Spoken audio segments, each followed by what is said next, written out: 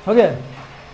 हाँ दोस्तों, current marks के चैनल पर आप सभी दोस्तों का स्वागत है। ठीक है, आइए आज हम लोग सिविक्स में जो पीछे हम लोग अनुच्छेद के बारे में चर्चा कर चुके हैं, भाग के बारे में पढ़ चुके हैं, संशोधन के बारे में पढ़ चुके हैं, संविधान किस प्रकार निर्माण हुआ भारत का, इससे संबंधित जो पृष्ठभूमि क्या रही इसके बारे में हम लोग पढ़ चुके हैं। ठीक है, आइए इस वीडियो में हम लोग जो महत्वपूर्ण एक टॉपिक है उसके बारे में चर्चा करेंगे, जो मौलिक अधिकार है। ठीक है, इसके बारे में हमेशा प्रश्न पूछा जाता है हर एग्जाम में। ठीक है, तो देखिए भारत के जो संविधान है उसमें जो हम लोगों ने देखा था भाग, तो भाग जो 3 है उसमें आपको मौलिक अधिकार के बारे में चर्चा किया गया है। ठीक है, जो अनुच्छेद 12 से 35 तक से रिलेटेड है। ठीक है, अब उसमें जो महत्वपूर्ण है उसके बारे में हम लोग चर्चा करेंगे। देखिए जब भारतीय संविधान निर्माण हुआ था 1946 ईस्वी में शुरू से, तो उस वक्त जो संविधान में था वो आपको 7 मौलिक अधिकार था।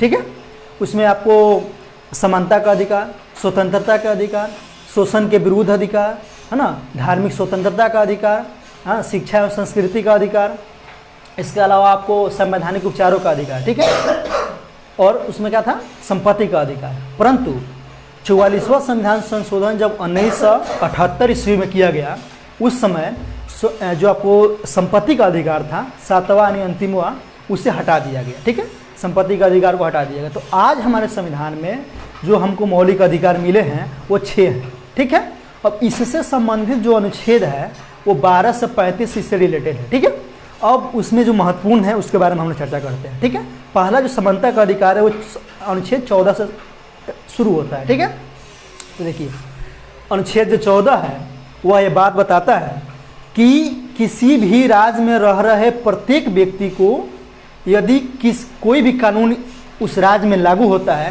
तो सभी व्यक्ति पर वो कानून क्या होगा, समान रूप से लागू होगा। ठीक है, कोई भेदभाव नहीं होगा, समान रूप से सब पर लागू होगा। ये अनुच्छेद आपको 14 बताता है, आर्टिकल 14 बताता है। ठीक है, इसके बाद जो है अनुच्छेद 15। ठीक है, अनुच्छेद 15 बताता है कि किसी भी सार्वजनिक स्थल पर, वो चाहे कहीं भी हो, ठीक है, वहाँ पर लिंग, जाति, धर्म के आधार पर किसी भी व्यक्ति में भेदभाव नहीं किया जाएगा। ठीक है, इससे संबंधित है। ठीक है, इसके बाद हम लोग आते हैं आर्टिकल 16।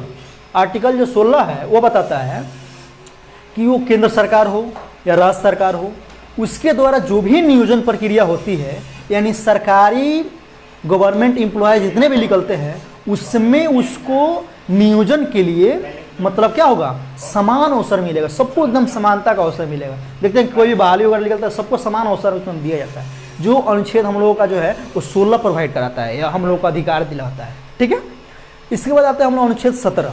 अनुच्छेद जो 17 है वो आप जानते होंगे, समाज में पहले बहुत निम्न कोटि के SC ST वगैरह ये सब लोगों से क्या होता था, समाज के जो ऊंचे वर्ग के लोग थे वो थोड़ा भिन्नता उस लोगों से करते थे ना, छुआछूत वगैरह का प्रवृत्ति चलता था।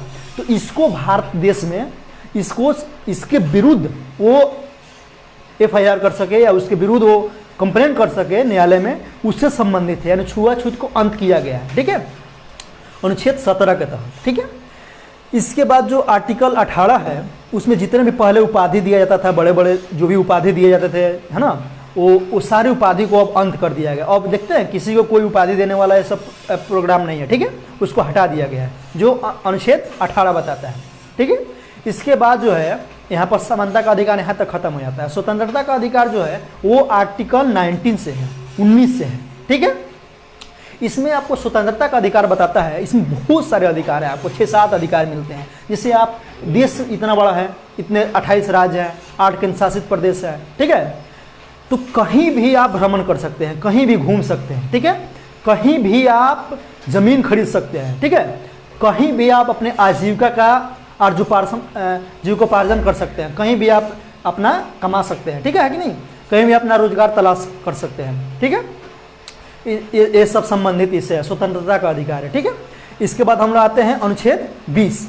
अनुच्छेद 20 यह बताता है कि जो किसी भी अगर कोई भी अपराधी या अपराध करता है तो उसको जो है सो एक ही बार सजा दिया जाएगा। ठीक है, एक अपराध के लिए एक ही बार सजा दिया जाएगा। ऐसा नहीं है कि एक बार अपराध कर दिया तो अभी भी सजा दे फिर कुछ देर के बाद और सजा दे, ऐसा नहीं होता है। जो अपराध किया है उस समय जो कानून है उसके तहत ही उसको सजा दिया जाएगा। ठीक है, जो कौन सा बताता है, अनुच्छेद 20 बताता है। ठीक है, इसके बाद आते हैं हम लोग अनुच्छेद 21। अनुच्छेद जो 21 है वह ये बताता है कि जो आपको है किसी भी मतलब व्यक्ति का जो व्यक्तिगत स्वतंत्रता होता है, उसे खुद जीने की जो स्वतंत्रता है, इस राष्ट्र में रहने की स्वतंत्रता है, जहाँ पर उसको है ना नागरिकता मिली हुई है, उस व्यक्ति के जीवन की स्वतंत्रता को कभी नहीं छीना जा सकता है। उसे स्वतंत्र रूप से जीने के लिए इस देश में उसे एकदम निर्भीक मतलब रहने दिया जाता है। ठीक है कि नहीं? ये आपको अनुच्छेद जो है 21 बताता है। ठीक है, आपातकाल भी लगता है उस वक्त भी व्यक्ति की स्वतंत्रता को प्रभावित नहीं होता है। ठीक है, उस वक्त भी इसे स्वतंत्र रखा जाता है। ठीक है, इसी में एक महत्वपूर्ण चीज़ ये है कि 21 को जोड़ा गया है, जो 2002 में 66वां संविधान संशोधन हुआ उस समय जोड़ा गया, जिसमें यह बात का उल्लेख किया गया है कि 6 से 14 वर्ष के जितने भी बच्चे हैं, वो प्रत्येक स्टेट के बच्चे, उनको मतलब समान रूप से प्रारंभिक जो शिक्षा है वो उनको दिया जाएगा। ठीक है, ये इससे संबंधित है। ठीक है दोस्तों, 21 का था।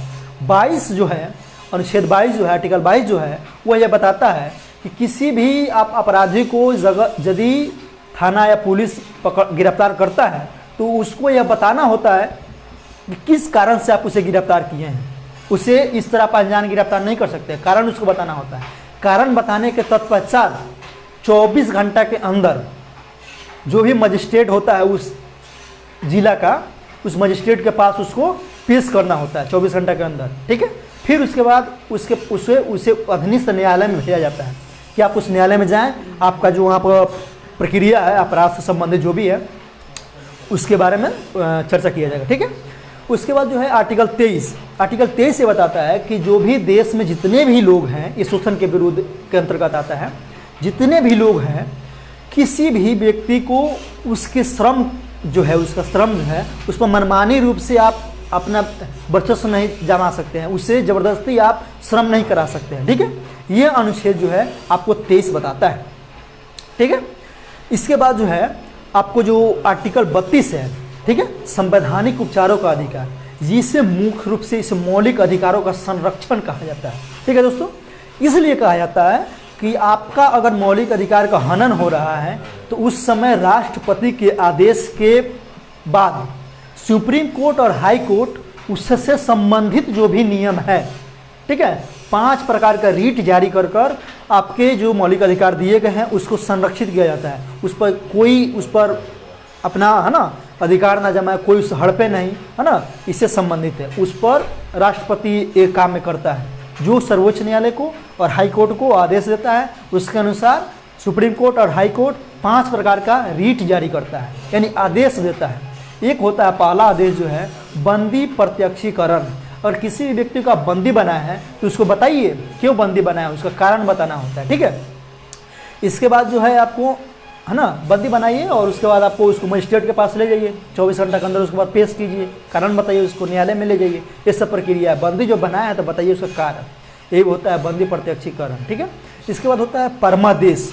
परमादेश जो है वो दूसरा रीट है, वो ये बताता है कि कोई भी अधिकारी, वो आपको डीएम हो, एसपी हो, डीएसपी, कोई भी हो, जितने भी कोई भी हो, वो अपने अगर कर्तव्यों का पालन या निर्वहन नहीं कर रहे हैं, उनसे जो उनसे सीनियर अधिकारी है उनको ये रीट जारी, उनसे कहा जाता है कि आप अपने कर्तव्यों का पालन करें। ठीक है, इससे संबंधित है। इसके बाद दोस्तों जो आता है आपको जो है सो और 3 प्रकार के जो रीट जारी किए जाते हैं, है ना, उसके बारे में हम लोग अगले वीडियो में देखेंगे। ठीक है, अभी ठीक है दोस्तों, ठीक हो गया।